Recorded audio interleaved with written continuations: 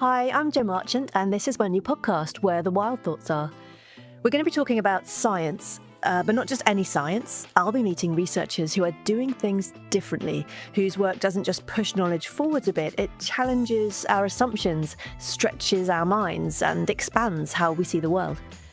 Each episode will be pushing boundaries from cosmology and quantum physics to neuroscience, archaeology, ecology, and asking deep questions about what life is, what mind is, how reality works. Why did a bunch of atoms at some point decided to come together and they want to reproduce or continue to live?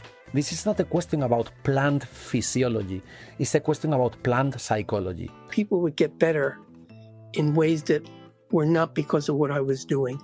Laws can be transcended, and the idea was that maybe at the bottom of it, there are no laws of physics. My guests are chasing outrageous dreams, goals that should be impossible, but that they are making real. It's really like walking into King Tut's tomb. I left that room saying, I'm going to be the one. Wait, Venus is supposed to be a place where there's no oxygen in the clouds, but there might be some kind of life. And then we found something. And they're exploring the world in completely new ways. You look at the plant, looks like it's not doing nothing, then you assemble some footage, and then when you watch the clip, you say, oh my God, they were doing something really fascinating. Then you have the reality without any filters. You have a direct perception of the outside world. Should we use the word grief for a whale because we don't know? Or what if they feel it more profoundly? I'm interested in the people behind leaps of imagination in science. Where do their rebellious streaks come from? I was very involved in the anti-war movement. When some of my friends became terrorists, I said, something is really wrong here. In order to survive at high altitudes, particularly without oxygen, one needs to be a very disciplined, rigorous thinker. I told my best friend, if the laws of physics won't allow us to get to the stars, then the laws of physics must be wrong.